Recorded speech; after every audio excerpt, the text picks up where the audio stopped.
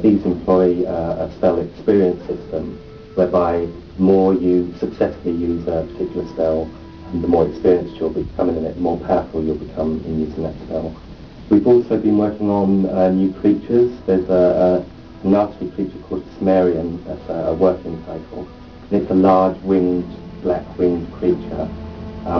So evil that when you destroy it, it doesn't actually turn into mana, it turns into half a dozen tiny bug creatures that are very fast-moving.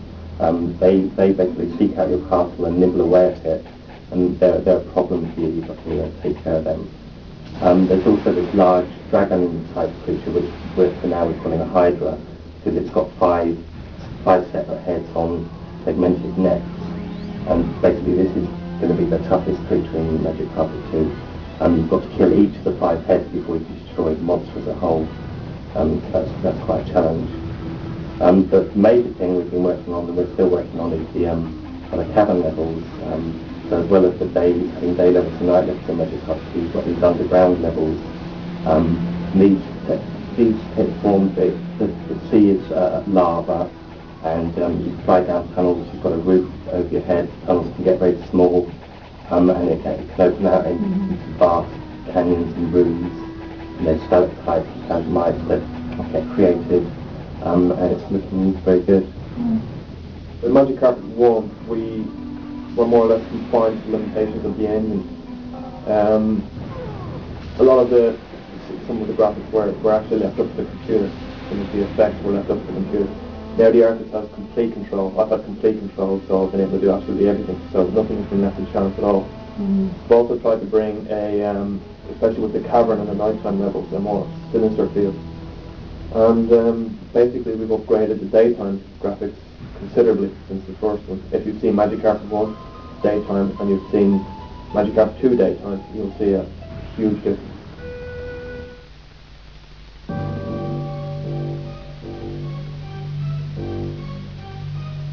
I've been working on the artificial intelligence for the creatures. It's getting quite big now. All the creatures have a number of different senses. They can see different creatures, they can smell different creatures, they can hear other creatures, and they'll react accordingly. So a bat will have a pretty bad sight, but it'll be able to hear a great deal. And if there's an explosion nearby, then it might be deafened by that explosion, and then that will be effectively blinded because its main sense will be damaged. Other creatures will have amazing sight, and if all the sight works on the light sourcing as well. So if something's hiding in shadow, it may well walk past the creature that's hiding in the shadow because it just can't see it. This is a great deal of intelligence. I can't think of any other game that has this level of intelligence, but for Keeper it's very, very necessary because the creatures can do so many things by themselves. Part of the game is controlling these creatures which are unpredictable and can do their own things. So the creatures you actually see have now got personality. They can now smell the dungeon. Not very pleasant, but they can smell the dungeon. They can see the dungeon. They can get a sense of where they are within the dungeon.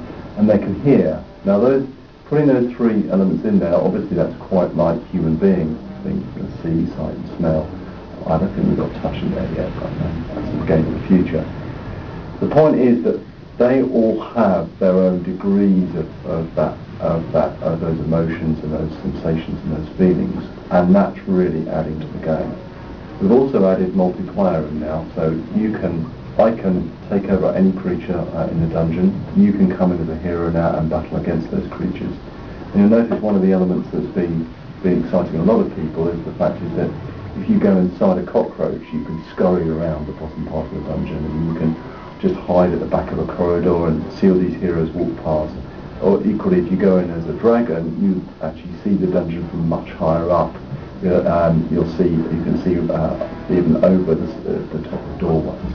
And the point is that each creature has its own attribute, and when you take over those creatures, you're bound by those attributes.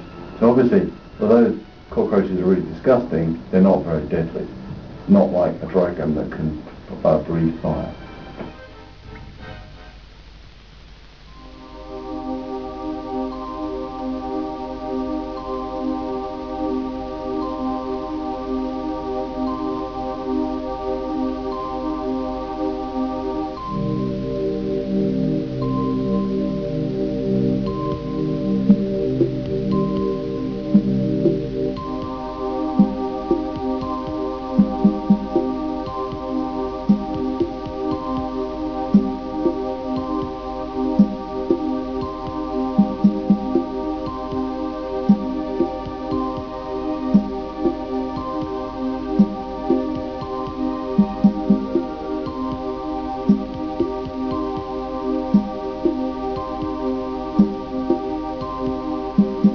last time we've made a huge amount of progress.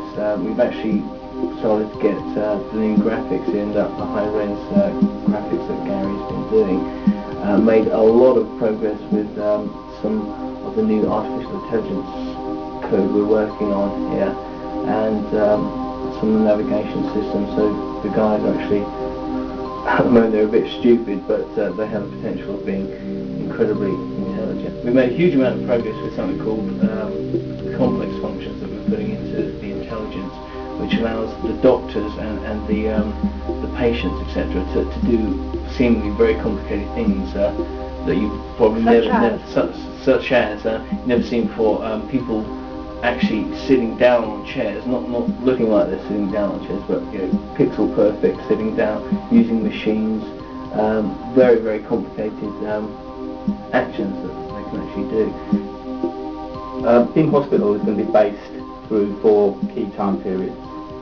It's going to be very rough time periods in the sense that the 20th century will cover pretty much the whole of the 20th century, but may not necessarily change in style too much, so there won't be fashion changes or too many technology changes. But obviously high res helps the game look very crisp and polished without having to try very, very hard. But what I want to do is try and obviously push the pixel as much as possible and make it look as nice as possible.